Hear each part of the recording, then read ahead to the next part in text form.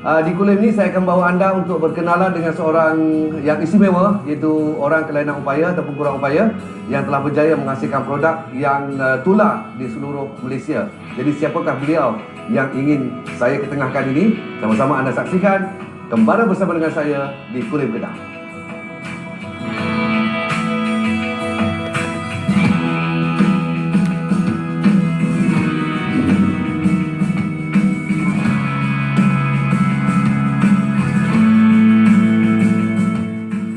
Okey, saya sudah pun berada di Kulim Kedah dan berada di kampung Tongku Putra. Jadi saya mencari seorang individu yang menjadi inspirasi pada program kita ini, iaitu OKU yang telah berjaya menghasilkan baja organik yang begitu tular di laman sosial. Jadi teringin teruja untuk berjumpa dengan pakcik kita OKU yang telah berjaya ini. Jadi saya sekarang dah pun berada di kampung ni, kampung Tongku Putra. Jadi kalau saya lalu tadi, sebelah sana tu dah nampak dia punya kilang. Jadi insyaAllah kita akan jumpa pakcik ni yang telah berjaya menghasilkan baja organik. Assalamualaikum. Saya mencari Pakcik Rais kat sini. Ada tak Pakcik Rais? Pakcik Rais ya? Alhamdulillah, apa khabar? Ya, ni sedang buat apa semua ni? Ini kami nak bincang Oh, sembang corner. Cantik. Okey. Oh, inilah Pakcik Rais. Saya selalu tengok dia viral ataupun tular dalam laman sosial.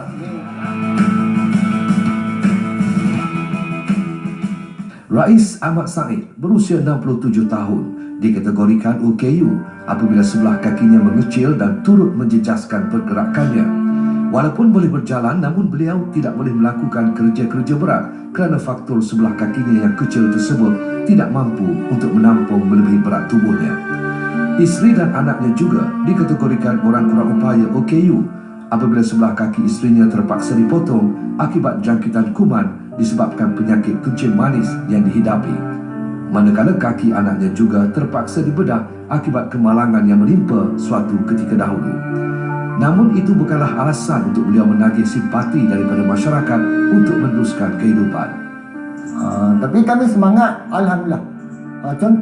Contoh masa pakcik tak cukup income kan, anak-anak ni sekolah sampai cikgu kata pakcik tak payah bayar yuran sebab pakcik OKU. Tapi pakcik cakap dengan cikgu, saya tak mau, saya nak bayar yuran tetap. Jangan anak-anak muda lain kata ke anak saya ni, hampa ni belajar free ya, ataupun anak OKU. Jadi jaga status anak.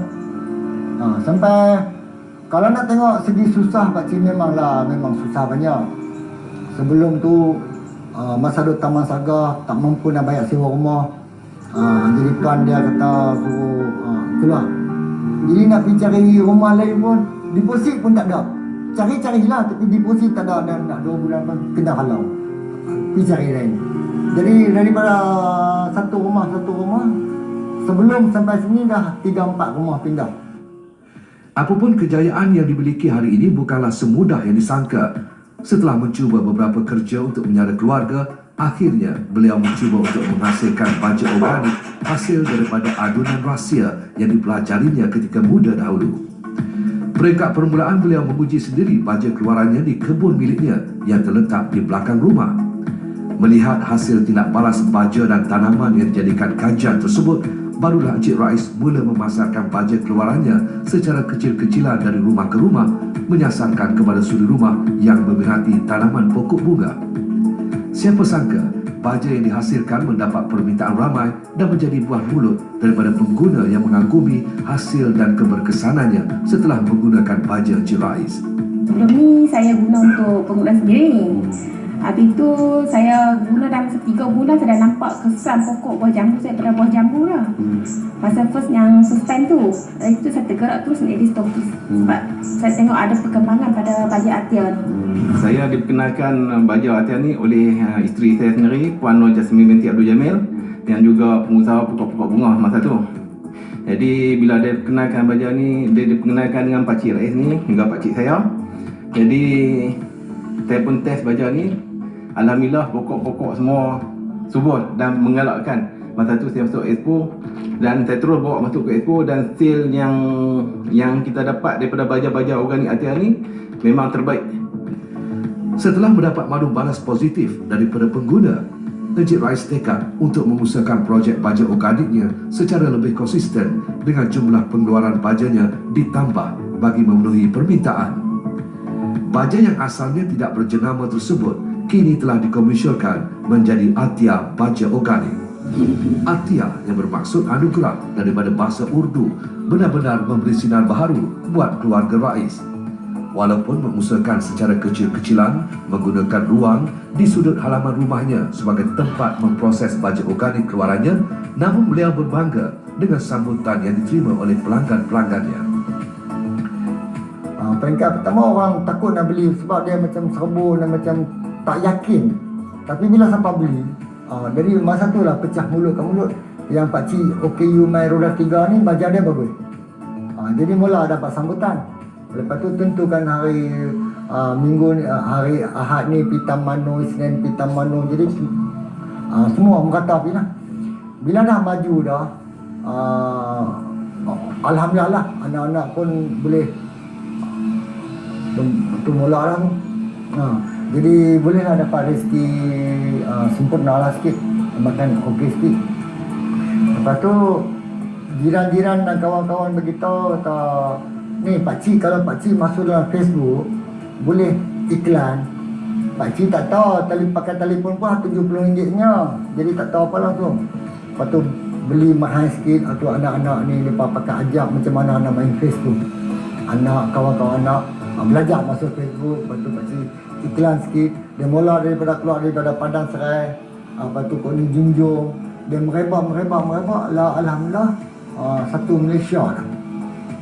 Termasuk Sabah, Sarawak, Baja Tetapi. Apa yang dibanggakan walaupun semua keluarganya dikategorikan sebagai orang kurang upaya, semangat perjuangannya yang tidak pernah luntur untuk berjaya tanpa mengharapkan ihsan dan meraih simpati dari masyarakat dibuktikan dengan kejayaannya ini. Menerusi pertemuan kami dengan insan cekal ini, terbukti beliau bukan sahaja berjaya mengubah kehidupan keluarganya dengan berdikari, malah rezeki yang diperolehinya ini juga turut diperolehi dan dikongsi oleh pengedar-pengedar baja organiknya di seluruh negara apabila Atia Baja Organik laris di pasaran.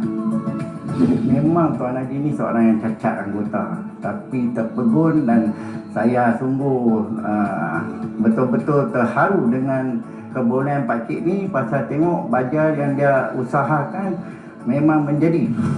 Saya selalu bagi dorongan dan sokongan kepada beliau, jangan berputus asa. Haji mesti buktikan yang Haji sebagai OKU yang boleh menjadi seorang usahawan yang berjaya. Dia seorang OKU tetapi semangat dia cukup kuat untuk memajukan diri dia sendiri.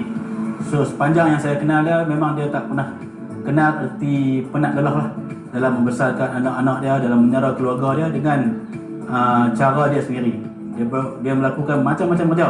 Tapi hari ini kita boleh lihat betapa dia berjaya dalam membina empayar perniagaan dia.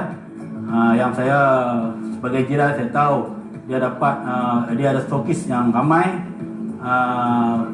Perniagaan dia sampai ke peringkat 1 Malaysia lah, kita kata. Jadi harapan saya mudah-mudahan apa nama yang dikatakan semangat jitu Pakcik Haji ni dapat menjadi contoh kepada OKU yang lain di khususnya di Malaysia lah, supaya terus bangkit tanpa mengharapkan sebarang bantuan daripada pihak kerajaan. Tunjukkan bahawa OKU juga boleh berjaya. Diharapkan kejayaan Encik Rais ini menjadi pembakar semangat kepada masyarakat.